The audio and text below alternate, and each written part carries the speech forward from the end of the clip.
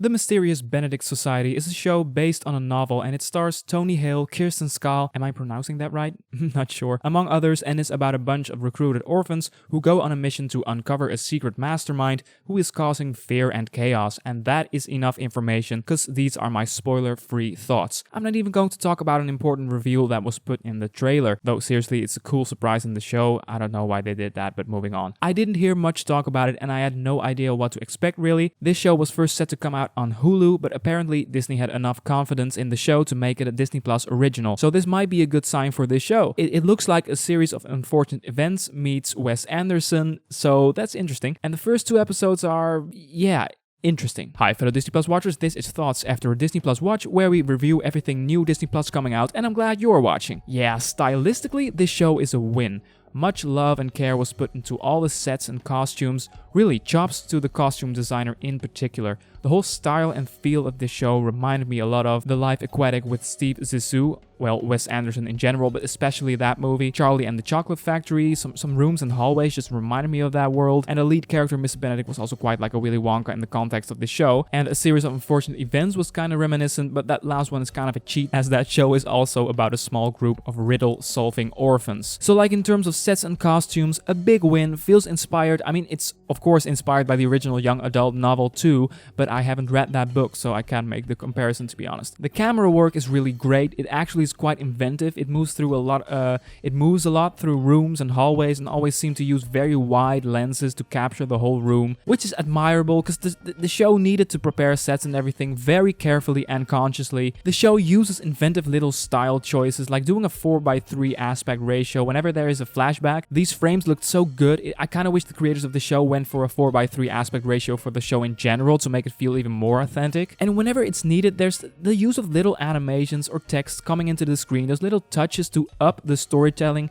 Just that little bit is nice to see. It's not overdone. It perfectly serves as a little extra element to make us understand the way these kids are thinking and reasoning. Because remember, this show is about a bunch of very unusually intelligent kids. That's why they're recruited in the first place in the story, and that is also why we sometimes need these little extra animations, text or drawings to make it a little bit easier to get behind them and understand these characters. But still, this is just the thing that I don't really dig about this show so far, the characters. Now, we do get some flashbacks of them and we learn a little bit about them here and there. Also, the main character gets a proper introduction. The main character is fine, by the way, the main kid, at the start of episode 1, so I do appreciate the effort to let us spend some time with the characters outside of the mission of these riddles they have to solve and such. So while I'm going to knock on the character work, do keep this in mind. I know there's some fine character work being done, but oh man, most of these characters are very unlikable in my opinion. This little girl is the shining example of this, Constance Contraire. Now, if you've seen the show, I know what you are probably going to say. She's supposed to be annoying. That's also something the main character has to deal with and blah blah blah blah blah. She's annoying in the story, but no, that's not it. She's unpleasant and unfunny to watch. It's really, really awkward, honestly. I don't expect these kid actors to make it to the Oscars with their performances, but it was just everything about her that annoyed me. Yes, her acting, but specifically her really bad lines and faces she makes, and that's all the director and writer. It's not her fault, but I know we are supposed to hate her as a character, but I don't enjoy hating her. She's just the best example of a poorly written character in the show, I think. And maybe almost just as good of an example is this guy. This isn't the main character or anything, but he does play an important supporting role. But this guy is a joke. I have seen this actor play a shady hermit kind of guy in the show Bates Motel. By the way, that's a chilling series, absolutely great, but that's for another time. And it's like he's playing a complete parody of that character. His role was really awkward, intentionally awkward, but the creators of the show are trying to make him do and say the most awkward stuff, but it isn't earned. It just feels embarrassing. In the coming weeks, when there's going to be 1 episode a week, I'm going to switch to mostly spoiler reviews, and then I will give examples, analyze some scenes, if it continues to play out like this. But for now, let's just say the characters are, how should I put it? It's like the writers wrote too much of the context around these characters so that they lost all their liveliness and human side. It's like the writers lost the characters in the writing process. Even the title character, Mr. Benedict, played by Tony Hale, comes off as a caricature. I mean, whenever he feels a strong emotion, he faints unless he looks at his pocket handkerchief, and this joke gets repeated too many times in the span of these 2 episodes for my taste. Overall, the humor is hit or miss or miss or miss. Like maybe 1 out of 4 jokes are worth a chuckle. It's not that funny, but I feel this show is so beaten down with lame caricature characters, awkward lines, and stiff acting that I just want to emphasize even more how great this show looks.